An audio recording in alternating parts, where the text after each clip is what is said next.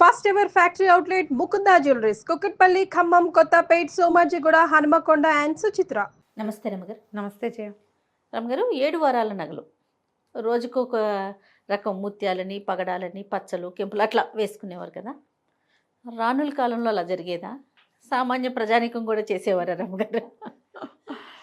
ఏ కాలంలో అయినా బంగారం కొనుక్కోగలిగిన వాళ్ళు, వైభవంగా జీవించదలుచుకునే వాళ్ళు, ఇప్పుడు కూడా మన వాళ్ళు 7 వారాల నగలు చేయించుకునే వాళ్ళు ఉన్నారు.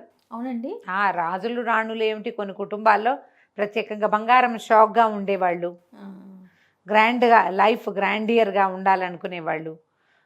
7 వారాలంటే అన్నీ మొత్తం అన్ని నగలు కాకపోయినా రోజుకు ఒక ఉంగరం, ఒక రకమైన ముక్కుపడక, ఓ రకమైన ఇయర్ రింగు మార్చుకునే వాళ్ళైనా ఉన్నారు. ఇప్పటికి కూడా చేస్తారు. ఇదివరకటంటే అందరి దగ్గర ఉండేవి సంపన్నుల దగ్గర, ఇప్పుడు కూడా సంపన్నుల దగ్గర ఉండే ప్రదర్శన లేదేమో బహుశా.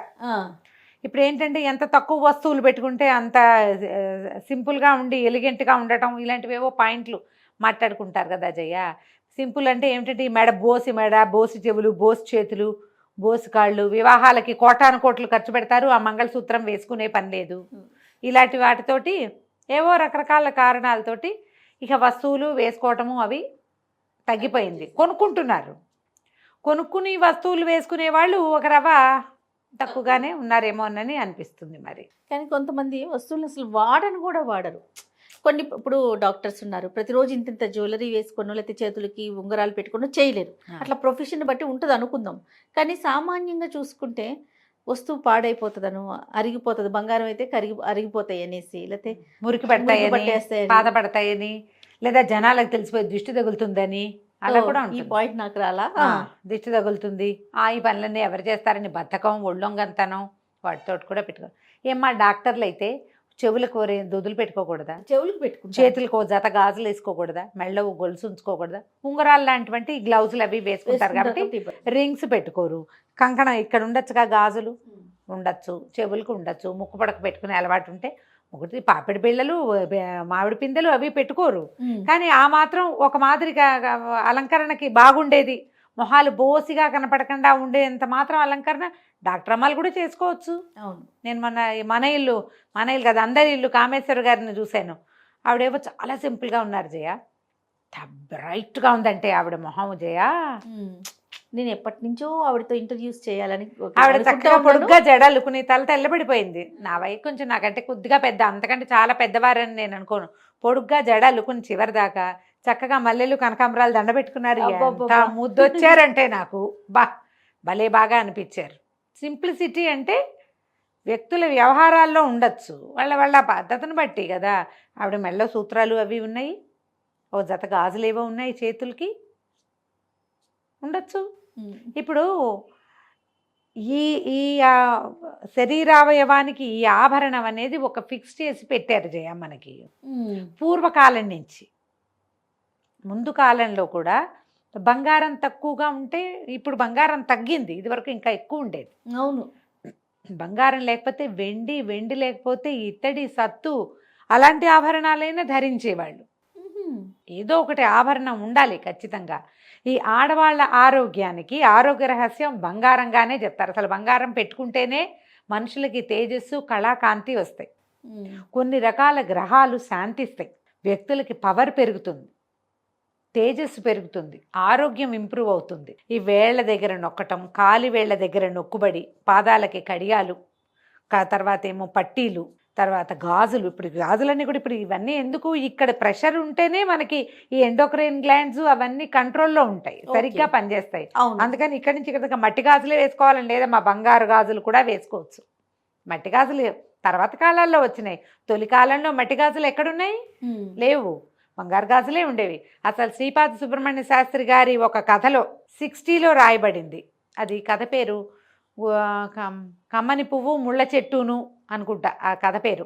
అందులో ఆవిడ అత్తగారితో కోడల్ని తిడుతుంది, అసలు ఇళ్లలో గాజుల మల్లారం దించడం ఎప్పుడైనా ఉంది, అంతగా కావాలంటే ఇంకో 4 బంగారు గాజులు చేయించుకో అంటుంది. మల్లారం దించకూడదు ఇళ్లలో, బ్రాహ్మణ ఇళ్లలో అనేది ఉండేది. అదే ఆ గాజులతను వస్తాడు, గాజుల మల్లారం అంటారు దాన్ని. ఎప్పుడైనా ఉందా? కావాలంటే ఇంకో 4 బంగారు గాజులు చేయించుకోవచ్చు కదా అని ఉండేది. అట్లా ఇది వరకు ఈ బట్టి గాజులు వేసుకోవాల్సిందే అన్న సిద్ధాంతం లేదు. లోహపు గాజులు వేసుకునేవాళ్ళు. శక్తి మేరకి బంగారం శక్తి ఉన్నవాళ్ళు బంగారం వేసుకునేవాళ్ళు, లేకపోతే వెండైనా వేసుకునేవాళ్ళమ్మా. ఇత్తడి అవి కూడా పంచలోహాలవి అవి తయారయ్యేవి. అప్పుడు అసలు బంగారం ఇంత ఖరీదు కాదు పాడు కాదు అనుకుంటాను. ఒక్కొక్క గాజులు కూడా ఉండేవి. ఇక్కడ ఉండాలి గట్టిగా పట్టుకుని ఒక వస్తువు. మురుగు అనేవాళ్ళు, మురుగులు మనం పిల్లలకి వేస్తాం మురుగులు. మా పెద్దవాళ్ళకు కూడా మురుగు ఉంటుంది. శ్రీరమణ గారిది బంగారు మురుగు అని ఒక బ్రహ్మాండమైన కథే ఉంది. సూపర్ స్టోరీ, ఎంత బాగుంటుందో. ఈసారి చెప్పాలి. నువ్వు చెప్పాలను ఏదైనా పేరు చెప్పగానే చెప్పమంటావు నువ్వు. మరి చాలా బాగుంటుంది ఆ కథ.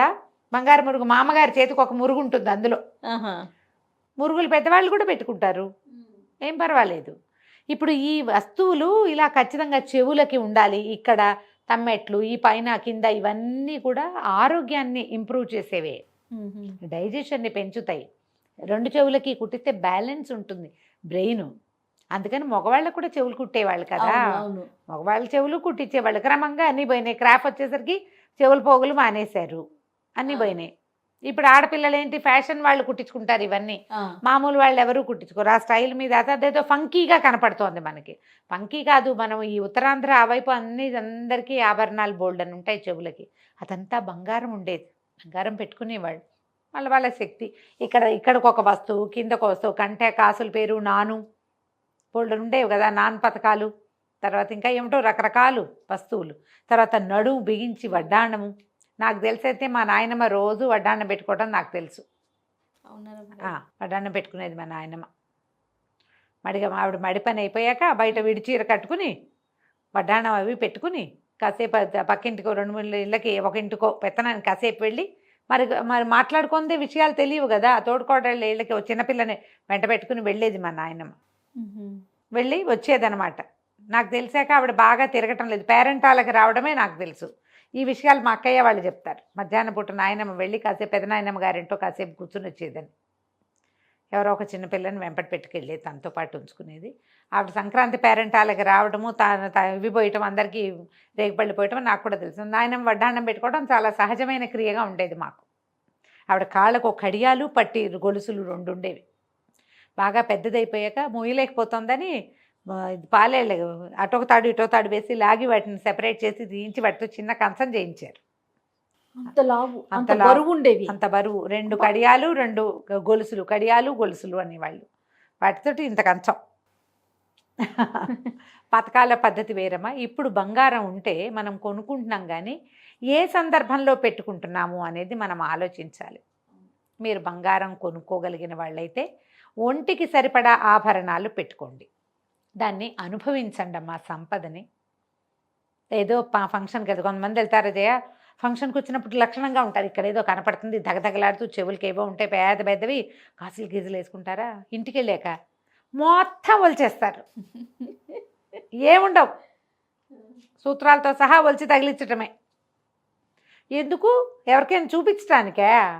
ఆ బంగారం తాలూకు అది ఇచ్చే తేజస్సు, అది ఇచ్చే పవరు, దాన్ని మీ శరీరాన్ని స్వీకరించనివ్వండి, మీ గ్రహాలు బాగుపడతాయి. గ్రహాలకి సంబంధం 100% గురుగ్రహానికి సంబంధించిన లోహంగా బంగారాన్ని చెప్తారు. పైగా ఒంటి మీద నీళ్లు పడితే ఆ బంగారం మీద నుంచి మన ఒంటి మీదకి నీళ్లు పడటం మంచిది.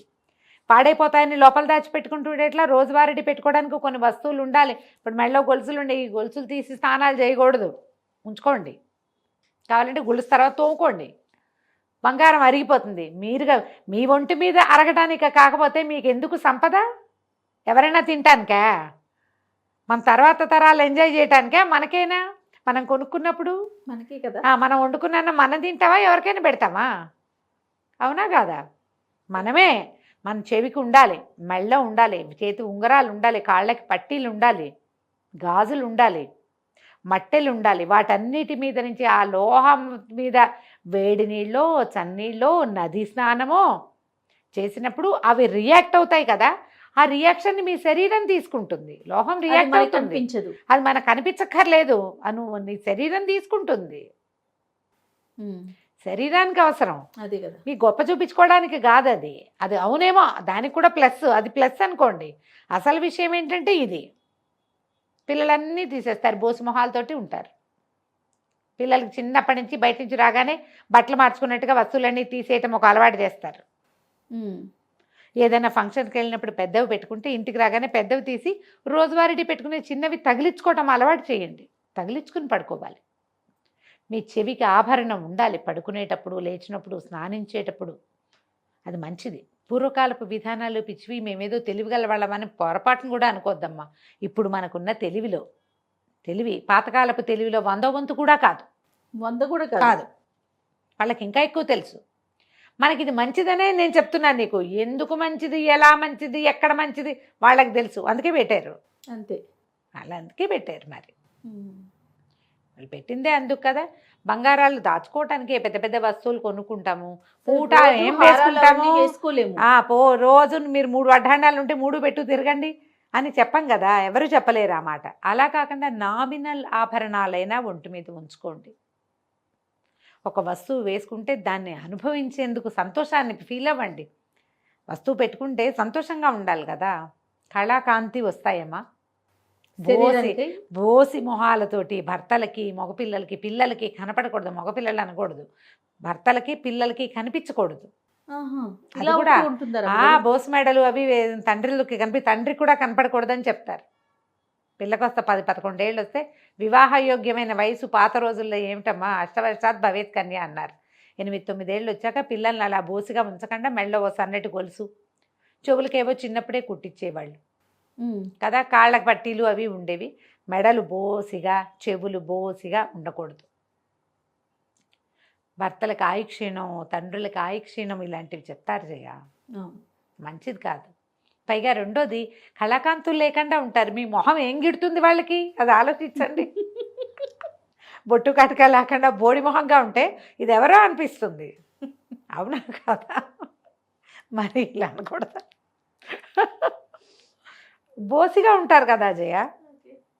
బ్రైట్గా ఉండదు మొహం, డల్గా ఉంటుంది. మంచి వ్యాలిడ్ పాయింట్ చెప్పారు అమ్మగారు. మీకు నచ్చినా నచ్చకపోయినా మీకు కూడా తెలుసు. యాక్చువల్గా మీకు కూడా తెలుసు కదా జయ. అన్నీ ఉంటే ఆ లుక్ వేరు ఉంటుంది. అన్నీ కాదు, కొన్నైనా కనీసం కొన్నైనా ఉంచుకోండి. ఎక్కడికైనా వెళ్ళేటప్పుడు బాగా తయారవడం, ఇంటికి రాగానే బోసు పెద్దమ్మలాగా అయిపోవటం ఇది మానేయండి అమ్మా. బంగారం కొనుక్కుంటున్నప్పుడు దాన్ని అనుభవించేందుకు కూడా మనం ఆలోచన చేసుకోవాలి. ఇప్పుడు డైమండ్స్ పెట్టుకుంటామని జయ, డైమండ్స్ మీద నుంచి నీరు ఒంటి మీద పడాలి. చాలామంది, నేను డైమండ్స్ పెట్టుకునే ఫ్రెండ్స్ బోల్డ్ మంది ఉన్నారు. మా అక్కయ్య కూడా రెగ్యులర్ పెద్ద పెద్ద దుద్దులు పెట్టుకుంటుంది. తను పైవి కూడా పెద్ద పెద్దవే తీయదు.